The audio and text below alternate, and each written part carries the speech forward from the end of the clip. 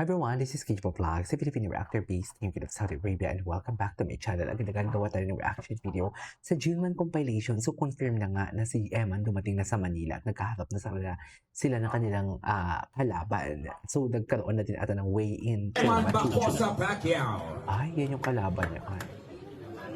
Sure win na to si Eman. Pero feeling ko magaling din yung kalaban niya. Ano kayong status ng kalaban niya? Magaling din yung kalaban niya. Ano ba yun? Ayan na, nagkakaroon Once again, the na. game team Miss Board will Saan give dalahin? both Eman Bacosa Pacquiao and Rodolin Perez 2 hours to make the weight for them to be eligible to win the PBF Youth Lightweight Championship. Oh, overweight pareho. May problema na. Overweight pa rin. 138. Si ano?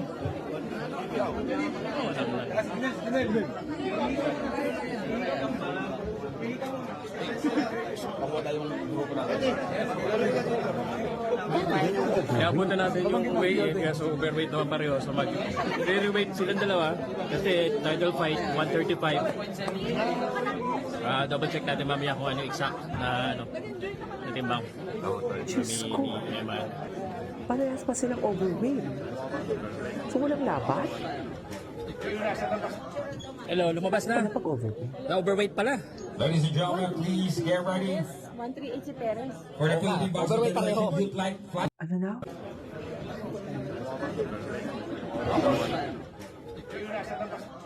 Hello, lumabas na. Na-overweight pala. Ladies and gentlemen, please get ready 138 si Perez. for the Philippine Boxing Federation Youth Lightweight. Huwag ka magbiro ng ganyan. Pause load, ladies and gentlemen. Yan, yan. Nandun si Mielo.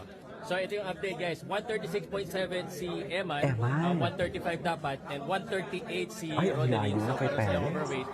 If they would like to fight Ladies for and the gentlemen, while title waiting for fight, the championship bouts, kailangan nilang we will start with the kailangan na weight i-meet yung of the 135. undercard. So posibleng matuloy. Kung hindi na nakuha ni Timbang, wala silang title fight na paglalabanan. Ay, Kasi sayang ganun. naman.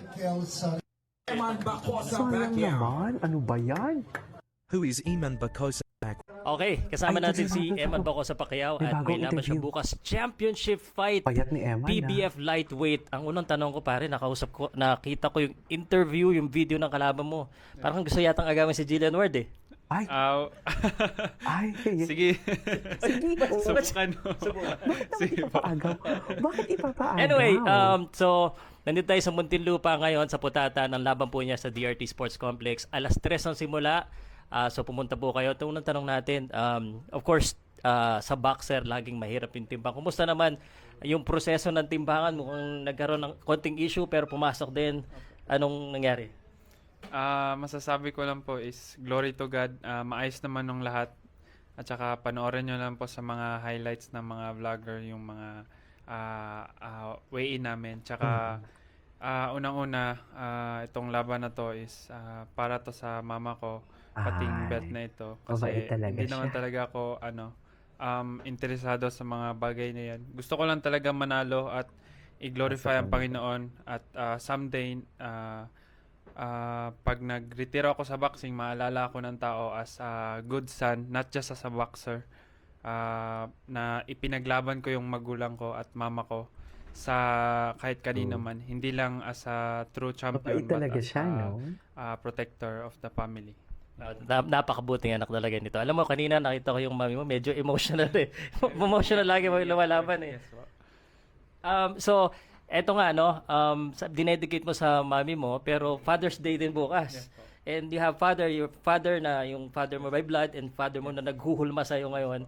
I'm sure, dinededicate mo rin sa kanila to. Dad, I just wanna make you proud too. Happy Father's Day. Happy Father's Day po pa. Ano ang papa? Oh, yes po, yes po. Alright, going into the fight, no, pangalawang beses mo na nakalaban to si Rodolin Perez. What can we expect? Kalos kakilala mo na yung kalaban mo. Dalawang beses. So, We can natalo niyo na to. expect a very good, exciting fight. Yun na lang po, abangan natin bukas. Wala na po masyadong salita. Bakbaka na po. Hindi, syempre last time parang nang nakita kita, Bakbakan pinabaksak talaga. mo ilang beses kalaban mo eh. Yun ang inaabangan ng mga tao. Ano ba sa tingin mo? Ipag-pray na lang po natin na maayos yung laban. Okay. Yes po. Maayos yung laban.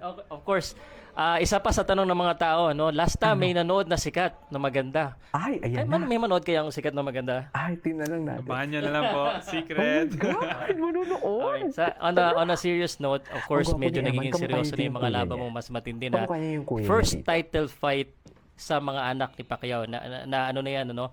Wala pang anak ni Pacquiao nakakalaban sa title fight. How important na maipanalo mo My itong laban na to? God. Unang-una, Grabe pressure, para rin ah. to sa Panginoon na sa lahat ng nangangarap na boksingero, huwag po kayong mawalan ng pag-asa kasi kung narating ko nga po yung narating ko ngayon, paano na lang po kayo?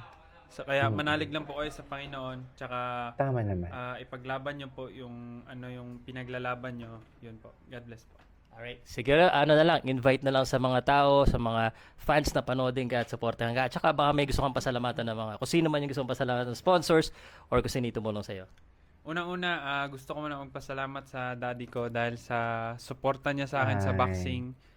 Hindi ko po makakalimutan, Dad, yung first day na humingi po ako ng fight sa inyo at pinayagan niyo po ako mag-boxing. I am so blessed, Dad, kasi binigyan niyo Dad, ako ng not Pacquiao? only a future but an opportunity to fight for my family and For my not just for my family but for my dreams. Maraming salamat, Dad.